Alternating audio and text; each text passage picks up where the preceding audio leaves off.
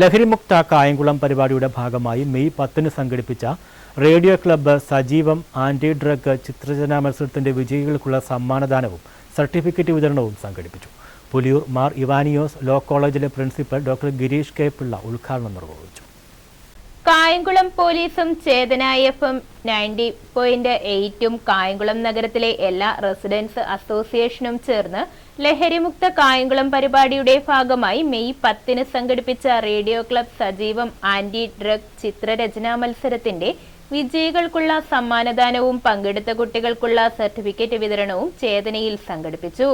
Junior senior വിഭാഗങ്ങളിൽ 1, 2, 3 സ്ഥാനം നേടിയവർക്ക് ട്രോഫിയും തെരഞ്ഞെടുത്ത 10 കുട്ടികൾക്ക് പ്രോത്സാഹന സമ്മാനങ്ങളും നൽകി. കുട്ടികളും രക്ഷകർത്താക്കളുമടക്കം ഏകദേശം 100ഓളം പേർ ചടങ്ങിൽ പങ്കെടുത്തു. ചിത്രകാരനും വിധികർത്താവുമായ ഡോക്ടർ സജൻ മേടയിൽ കുട്ടികൾക്കായി ചിത്രരചനാ ക്ലാസുകൾ എടുത്തു. ഈ ജഡ്ജ് ചെയ്യുന്നവർ നോക്കുന്നത് അതിന്റെ പോസിറ്റീവ്സ് അല്ല, നെഗറ്റീവ്സ് ആണ്. അപ്പോൾ നമ്മുടെ ഈ പ്രൈസ് തരുന്നതിൻ്റെ ഒരു ക്രൈറ്റീരിയ എന്ന് പറയുന്നത്, അല്ലെങ്കിൽ ഒരു അടിസ്ഥാനം എന്ന് പറയുന്നത് ഒരു നെഗറ്റീവ് തിങ്കിങ് ആണ്. ചേതന ഡയറക്ടർ ഡോക്ടർ ഫ്രാൻസിസ് പ്ലാവറക്കുന്നിൽ സ്വാഗതം പറഞ്ഞു. ഡിവൈഎസ്പി ബാബുക്കുട്ടൻ മുഖ്യാതിഥിയായി പങ്കെടുത്തു. മദ്യവിരുദ്ധ ലഹരി വിരുദ്ധ ക്യാമ്പയിനുകളൊക്കെ പല പോലീസ് സ്റ്റേഷനിലും അതുപോലെ സ്കൂളുകളിലും മറ്റ് സാമൂഹിക സംഘടനകളുടെ സാന്നിധ്യത്തിലുമൊക്കെ നടത്തിക്കൊണ്ടിരിക്കുകയാണ്.